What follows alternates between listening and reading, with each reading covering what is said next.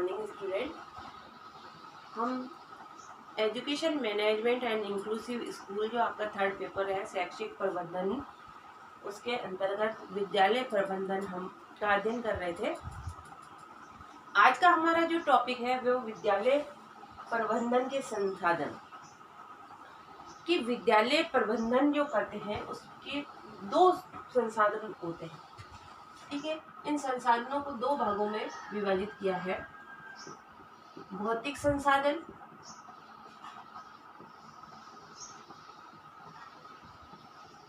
और मानवीय संसाधन।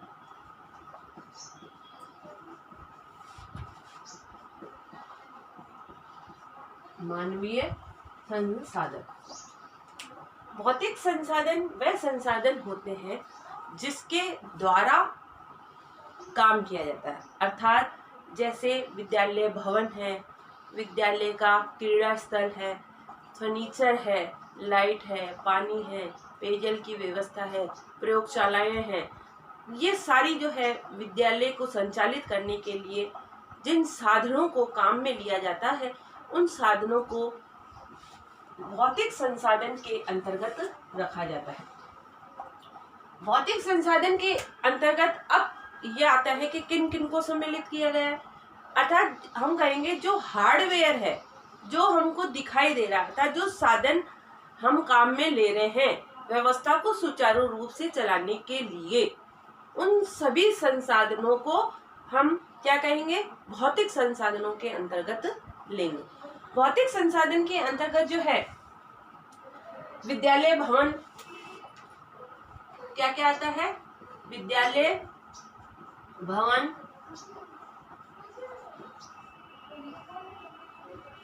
प्रयोगशाला,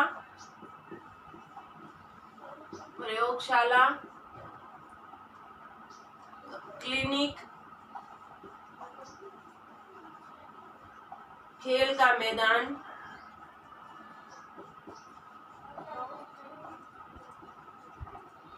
पेयजल व्यवस्था,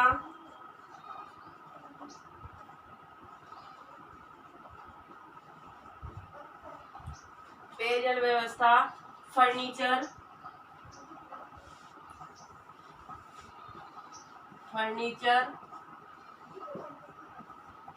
आदि को हम काम में लेते हैं। फर्नीचर है, प्रयोगशालाएं हैं और खेल का मैदान है, इन सब को जो है हम इसमें भौतिक संसाधन के अंतर्गत सम्मिलित करते हैं। तो विद्यालय भवन से तात्पर्य है कि विद्यालय का भवन, कौन सा भवन जो है, कौन से टाइप का, बहुत सारे टाइप के भवन होते हैं, ई टाइप का, आई का, यू का, ऐसे बहुत सारे प्रकार के, एल का, ठीक है, शेप में जो है बिल्डिंग का निर्माण किया जाता है। तो इसमें जो है कि कौन से प्रकार का भवन जो है ज्यादा उपयुक्त होता है, जिसमें विद्यालय को संचालित करने के लिए व्यवस्था सही रूप से चलती है। तो कौन सा प्रकार है, इसमें विद्यालय भवन की बिल्डिंग बनाने के लिए जब उसका नक्शा बनाया जाता है तो कौन से प्रकार की बिल्डिंग सबसे उपयुक्त होती है। तो ऐसा माना जाता है कि ई आकार की जो है बिल्डिंग सबसे उपयुक्त मानी जाती है, जिससे में विद्यालय सही ढंग से संचालित किया जा सकता है। कमरों का वेंटिलेशन है, वातानुकूल प्रकाश की व्यवस्था है इत्यादि, और संस्था प्रधान का जो ऑफिस होता है ऐसे जगह पे होता है जहाँ से पूरी बिल्डिंग पर नज़र रखी जा सकती है। तो उस प्रकार का, उस तरीके का वो बिल्डिंग है या नहीं है। प्रयोगशाला उसमें प्रॉपर है या नहीं, क्योंकि किसी भी सब्जेक्ट को पढ़ाने के लिए जिसमें प्रयोगशाला की आवश्यकता होती है वो प्रयोगशालाएं उसमें वो है या नहीं है। तीसरा, क्लिनिक की प्राथमिक चिकित्सा के लिए यदि कोई बालक बीमार हो जाता है, क्योंकि बालक है, बच्चे आते हैं तो उनमें कोई ना कोई कभी बीमारी आ जाता है, कोई बेहोश हो जाता है, कमजोरी है इत्यादि से, तो एक प्राथमिक चिकित्सा के लिए वहाँ पर क्लिनिक की व्यवस्था है या नहीं है। खेल का मैदान, खेल का मैदान, क्योंकि बालक के शारीरिक विकास के लिए खेल के मैदान की बहुत ही आवश्यकता होती है।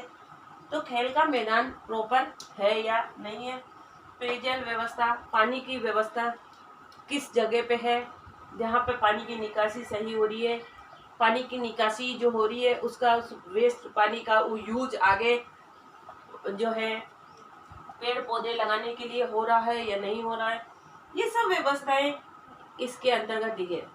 फिर फर्नीचर की बिल्डिंग है, सब कुछ है, और बालों के पास बैठने के लिए प्रॉपर फर्नीचर नहीं है, तब भी उनका शिक्षण कार्य बाधित होगा।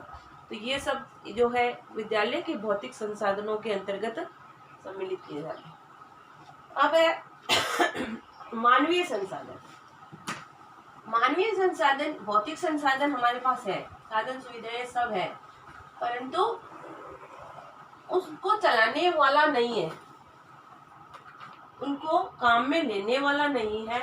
तो क्या होगा, तो जो ह्यूमंस, जो मानव है, जो क्लर्क है, टीचिंग स्टाफ है, 4th क्लास है, 3rd क्लास है, वो सभी कर्मचारी जो है मानवीय संसाधन कहलाते हैं। मानवीय संसाधन में जो है मानवीय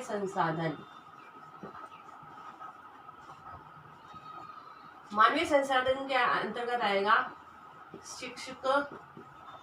शिक्षक की नियुक्ति,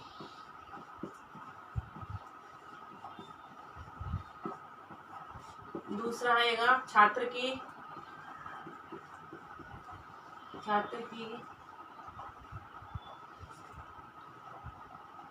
और तीसरा है शिक्षक, छात्र और अभिभावक और कर्मचारी जो भी आते हैं इसमें। ठीक है, ये जो है सब मानवीय संसाधनों के अंतर्गत इनकी नियुक्ति की जाती है। अब ये है कि मानवीय संसाधन के बारे में प्रोफेसर S.K. दुबे ने क्या कहा है। मानवीय संसाधन परिभाषा है professor S.K. Dubey. Professor S.K. Dubey जो है उनका कहना है कि मानवीय संसाधन जो है की परिभाषा उन्होंने दी है, इसमें लिखा है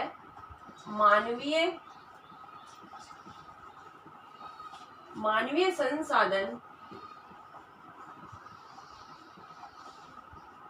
का प्रबंधन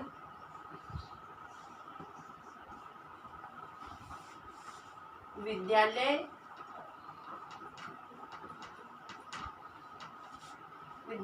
के सर्वांगीण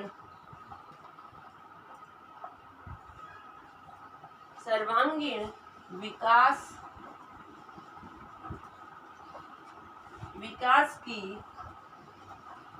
वह कला है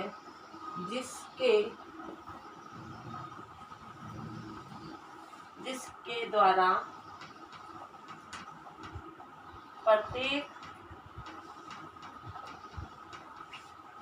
प्रत्येक व्यक्ति को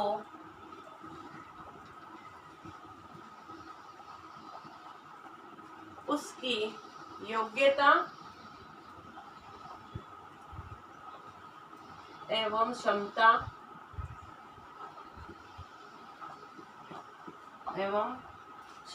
के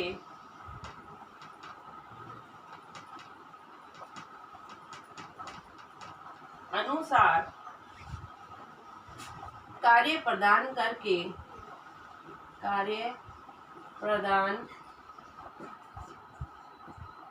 करके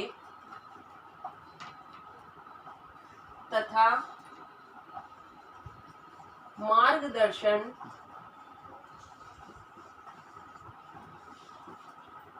मार्गदर्शन करके उसका पूर्ण सहयोग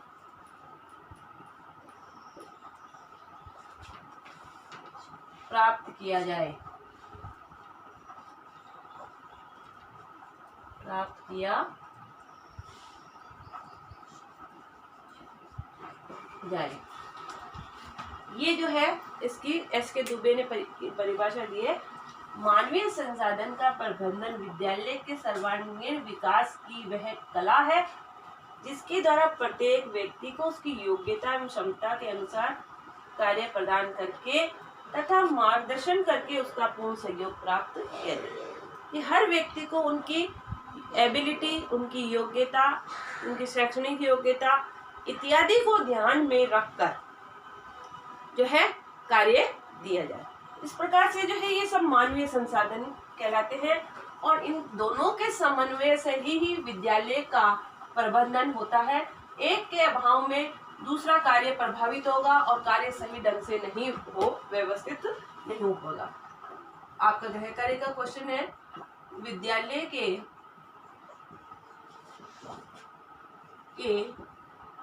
भौतिक संसाधन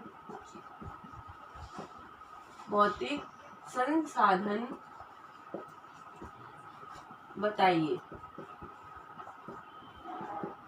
साथ ही घर पे रहिए, सुरक्षित रहिए, अपने आप को कोरोना से बचाने का प्रयास कीजिए। Okay, thank you.